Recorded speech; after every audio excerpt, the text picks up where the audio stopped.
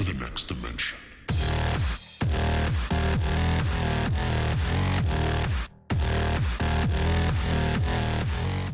Hey guys, this is Undercoverdudes all the way from down under, and today I have some Tribes Ascend gameplay. Now, I went on Combat Arms. I'm going to talk about this very quickly. I went on Combat Arms. It's a new patch. New patch is horrible. The game is broken. The registry is off. The whole lobby is glitched. The game is falling into a pit of just desperation, and just the game is bad. Really bad. So I'm not playing Combat Arms anymore. I've literally might do maybe 5 minutes a day just to get on and get those cases and just check around and stuff. But I'm not playing Combat Arms anymore. I just get so angry playing it. So that's all I'm going to be talking about for now. Today, I'm going to be talking about Tribes Ascend, one of my most favorite free-to-play first-person shooters. So we're going from bad to really good. The Tribes Ascend is one of those futuristic games. It's not like a military FPS where you just walk around and just shoot people, and it's, you know, it's not that type of game. It's a very unique style of game, and in my opinion, it's the most difficult shooter ever made. And I think that is a very good way to describe Tribes Ascend. Because Tribes Ascend is one of those games where you just don't go up there and shoot people. You actually have to play tactically. And it's really hard to go and explain it unless you've gone and played it. And it being a free-to-play FPS, go and download it. I think it's about 2 and a bit gig. Download the game. It is literally the best free-to-play FPS I've ever played. That being tied with Blacklight Retribution. Those games are very different, but in my opinion, I share just a very great love for both of those games. But going back on Tribes Ascend, it's very fast paced. That's one thing you can talk about the game. It's a very fast paced game. The whole time you're going and skiing around, and pretty much the game is based on that you press your space bar and all friction has been removed. Friction has been removed from your feet, so you can go and ski across the ground, and this makes for some very fun gameplay. Now also, you're going to be equipped with a jetpack, so you can go and fly up into really high spots, and then you can combine these two things to get up to a ridiculous amount of speed. So if you're playing Capture the Flag, you can be going about 200 kilometers per hour, just go and zoom past the flag and then just go back to your base, and the enemies don't even know what has happened. That is such an awesome feeling. That's why Tribes Ascend is one of my most favorite games, because there's so many moments like this varied across all the classes. And there's a lot to talk about, and so I'm going to have to go break it down. We'll talk about the weapons first and the classes.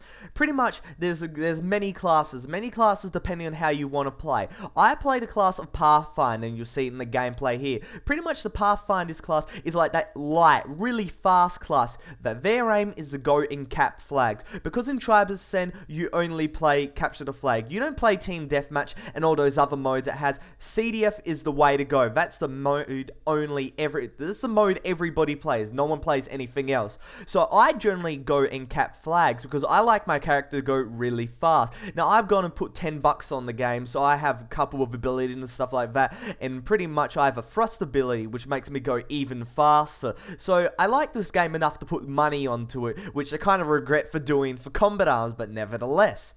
So pretty much, there's also other classes like Soldier, which is your general all-round class, which you go and shoot people with. And then you got your heavy classes that go and sit back, and you have massive chain guns and lock-on missile launchers. And then you have your classes like the Infiltrator, where you go inside the enemy's base and destroy their generator, which goes and protects the flag. There's so many elements to the game, and the best thing is that there's not many overpowered weapons.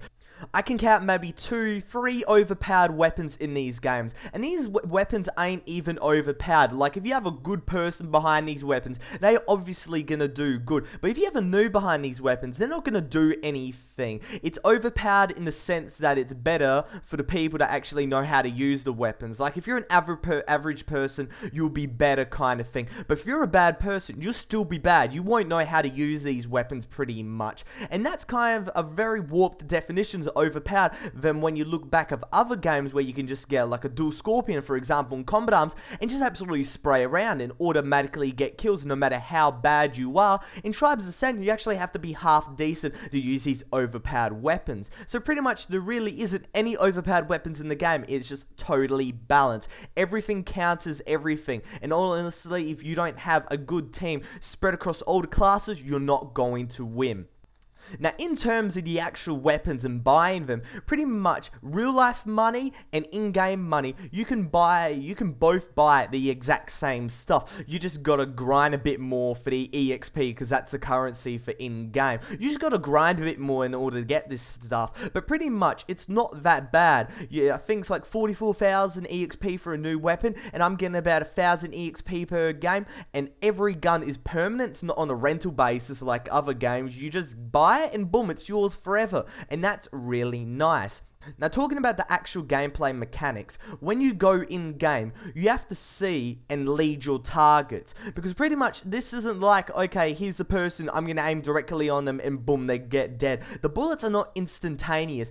Most of the weapons you use in this game are explosive, and they have travel time. So you've got to see how fast you're going, how fast your enemy's going, and how fast your explosive is going to go, and try to get your explosive to intercept the enemy at the exact right time. And the majority of this is going to be bouncing off walls. You're going to go hit like the floor or something, and it's going to get splash damage on your enemy, because most of the time you're not going to get him dead on. You're not going to get a direct impact just because it's so difficult.